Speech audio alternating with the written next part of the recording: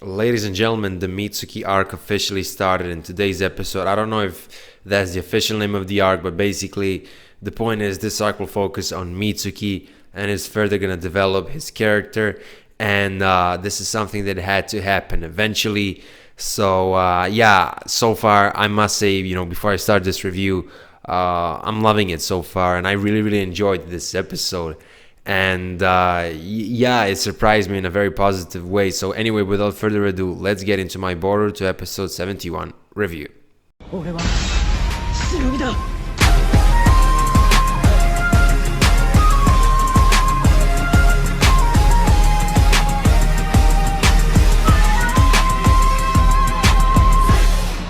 Now, there's this detail that immediately caught my attention, and I'm actually referring to, the first minute of the episode or so. I'm referring to the part before the opening.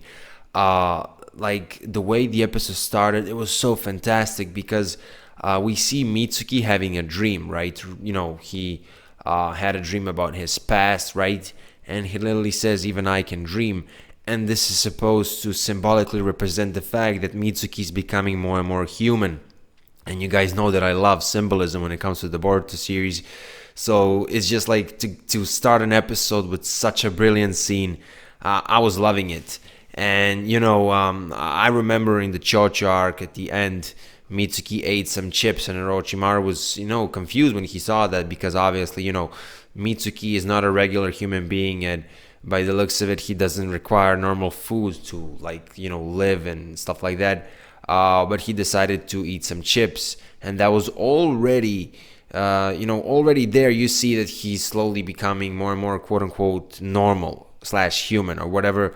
And now this, yeah. I mean, I've been talking about this for many times in my past videos that Mitsuki slowly but surely becoming more and more human. Not only because of this example, but it was subtle, but I could still see it. And although it was very slow, I think it's very satisfying, and, obviously this process of him becoming more and more human is going to, the process itself is going to be much, much quicker, I'd say, in this arc, because obviously this arc is supposed to focus on Mitsuki, right? So, yeah, I just wanted to bring that up because, as I already said, the beginning of this episode was fantastic. As I mentioned earlier in this review, I love symbolism when it comes to the Boruto series, but another thing that I genuinely love is parallels. And it's just like this episode started so well. It's like in all of Boruto, one of the best starts to an episode because we see this slice of life scene with, Boruto, Mitsuki, Sarada, Chocho, Inojin and Shikadai were there. And basically you see that, Inoshika, they had this mission, right? And Inojin, like the chick that came out of that egg, saw Inojin and thought that Inojin was its father, right? Because Inojin was the first thing that this thing saw, right? That this chick saw. And at this point, I was like, what the fuck are they doing? What's this? It's like some type of comedy, right? But I was just confused to see that after such an opening scene. I'm referring obviously to what happened before the opening. And then it starts clicking, and even before they showed it, I knew that they were going to make a parallel between that and, Boruto and Mitsuki, because I've been saying this to people all this time because people are confused about that sun/moon relationship. Mitsuki, when he made his own decision to not trust Log and to not trust Orochimaru, he stole that scroll and he saw Boruto. And Boruto was like the first thing he saw. Yes, Orochimaru was there. He even saw Suigetsu there before, but he was like, Boruto is my only hope. He never really said that, but that's how he felt. That's how I see that entire scene. And obviously the chick, when it sees Inojin, it thinks that Inojin is his father. It's everything, right? And this kind of starts kind of bugging Mitsuki. He's throughout this episode questioning his own will, and it's probably going to be this inner struggle is probably going to be kept throughout this arc. I don't know for how many episodes, but it's definitely there. And I really, really, enjoyed that parallel because not only in the first place it's a parallel, right? It's something that's great in my opinion when it comes to writing. And furthermore, they managed to include a good gag scene. In my opinion, it was funny when when Boruto called Inojin Daddy Inojin, I pissed my pants. So, not literally, but it was just wow. First we get symbolism, then we get a good parallel alongside some humor, and like holy shit, that's a good fucking start to an episode of Boruto. After that, we switched to the 5 Kage summit scene. And yeah, I know, guys. I know how you're feeling. My heart was broken when I realized that Tsunade wasn't there. But luckily, if you look at the preview for episode 72, she's gonna be there. But anyway, apart from that, this scene, when you look at the episode as a whole, sets up, I guess, quote unquote, a mystery where he's Ohnoki, and later on we see him, and I'm gonna get into that a little bit later. We see that the Tsuchikage, she's very, emotional, so to say. It just fits her character. She was always like that. And you see that she's very worried because of this Otsutsuki clan thing that just happened. Urashiki was mentioned in this episode. It was stated that Sasuke is after Urashiki.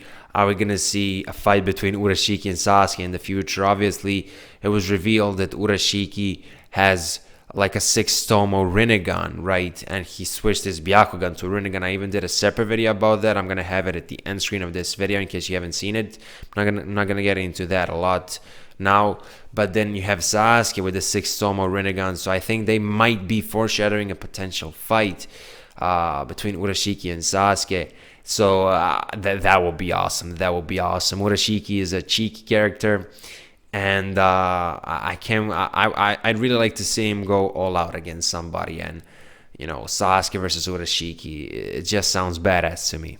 But anyway, going back to Mitsuki, we get this fantastic scene, and I'm using that word too much. We get this great scene where Mitsuki basically asks Boruto, what if your own thoughts actually aren't yours? What if they're forced? Because obviously he saw how the chick thought that Inojin was its father, and obviously that chick is quote unquote forced to believe that because the first thing it saw was chick, and obviously Mitsuki, although it was never stated in this episode, he's slowly but surely starting to doubt that sun and moon relationship that he has with Boruto. Now, I think that it's pretty obvious, it's kind of predictable in my eyes that by the end of this arc, Mitsuki will realize that staying by Boruto's side actually is his own will. And even though it was quote-unquote forced at the start, which it was because, Boruto's picture was put in that scroll, a log put it, he probably talked with Orochimaru in the past about how Naruto is a good person, and naturally would assume that Boruto is also a good person because he's Naruto's son and that he has the same ability to change people's perspective and stuff like that. So yeah, he was kind of forced, but it was actually himself who decided to stick to Boruto's side. I believe that's how this inner struggle will play out. I might be wrong, I don't know, we'll see, but I'm pretty sure that it's gonna happen. But it's still nice seeing Mitsuki question everything. He's not just randomly accepting everything. After some time, and that time is episode 71, he starts doubting this relationship because obviously Boruto hasn't shown too much quote-unquote interest for Boruto, because even Sarada tells him in this episode, I'm literally looking at the episode right now. I think she told him, yo, you should listen to Mitsuki more, or something like that. This is getting kind of awkward because I can't find it. Yeah, she says, if you keep taking things so lightly, he might stop liking you. And obviously, Boruto is a good friend. It's just, Mitsuki sometimes, let's be real, is weird. And, Boruto is still a fucking kid, right? I think he's still 12 years old, so he's not even a damn teenager. And you have Sarada telling him this, which is just one of the main reasons why Sarada is, such a likable character in my eyes, because she always cares about others. She has that will of fire, right? And I think she'd make a great Hokage. Obviously, that's her dream, and I do think she's gonna become the first Uchiha Hokage. But anyway, I'm just loving the fact that Mitsuki's doubting this relationship. Anyway, obviously, not long after that, we see Ohnoki, right? He comes, he meets Team 7, right? There's this great gag moment where he looks at that picture and he's like, this doesn't look like me at all. And, Boruto's comedy, apart from Chocho, in my opinion, obviously, is great. So, yeah. And for a second, I forgot to mention the hardest rock in the world, right? I'm going to get into that a little bit later, but it was just a lovable, what did I just say? That was just a great lesson that this episode taught us. And, I have one friend, and basically, I know him for about 10 years. He's like a little brother to me. And, he's like 3 years younger than me, right? And I was talking about him today about, some random things. And I mentioned, the same thing that Ohnoki mentioned in this episode. I don't know if I was influenced by this episode or maybe it was just a coincidence, but I was talking about, deep down, what matters is who you are, not what your job is, not what you do, and stuff like that. What matters is what you are here. And looks can be deceiving. That it's just funny because I think it was a coincidence because our conversation was just going in that direction. We were talking about some criminals or whatever, or some people that I know, stuff like that. And then I just wanted to make that point that what matters is what you have here, not what is shown to the outside world, because you never know reasonings behind different actions, right? Again, it's not the same thing that Ohnoki said, but I just thought that was hilarious. Anyway, when it comes to Ohnoki, I thought he was done really, really well in this episode. Obviously, Boruto, I believe it was Boruto, he asked him about the hardest rock in the world, and then he was like, I might tell you, but first show me the village. So we get this like little scene where he sees like the village. He's surprised by how advanced Konoha really is, stuff like that. It was established that he's kind of bored of these 5 Kage summits. He just wanted to have some fun because his days are limited, which he mentioned a couple of times in this episode. And overall, I really, really like his positive attitude, despite the fact that his days are pretty much limited, and the tragedy that recently happened, I believe, with his grandson. His name was the first letter was K, I believe. Doesn't really matter. His name was mentioned now, and he will probably never be mentioned again. And that small detail that they added with his grandson, and I apologize if it was something else. I think it's his grandson. But anyway, their relationship with the K dude, it's like it makes you sympathize with the character even more. It's like it's an emotional moment, right? I kind of teared up a little bit, especially when Boruto was like, he was kind of shaking, his hand like this, because he was like, obviously affected by what he heard. Because Boruto is a very emotional person, very empathetic, and that little thing that they added with Ohnoki was great. It just makes you like the character even more, makes the episode a little bit more serious. It gives it that serious tone. I just thought that Ohnoki was done really, really well in this episode. And he said something that I think is the highlight of this episode. And let me rephrase that. I'm not going to quote the exact thing that he said, but he says when he was talking about his grandson, the K dude, he says, even though we have this alliance, between all the 5 great nations, right? You still can protect every single life. And this, ladies and gentlemen, is huge foreshadowing that people will die in the ninja world. Even though everything's at peace, the nations are fighting together, there will be death. Important people will die, most likely by the hands of the Otsutsuki. We'll see. I don't know if there's going to be a war between the Otsutsuki and the Earth, and the people between the Otsutsuki and the people of the Earth. I don't know if there's going to be a war by the end of the series. I think there will be one. It was established in this episode that the Otsutsuki's require a lot of energy / chakra, whatever, to travel between these different dimensions, right? According to Sasuke's intel. But still, I think that there will be death in this series. I think that this foreshadows a lot. And yeah, I just thought that, that's just the highlight of the episode for me because it foreshadows the dark nature of the Boruto series in the future. Anyway, fucking hell, later on, Ohnoki explains the hardest rock in the world, right? Uh, what lies here, right? Your will.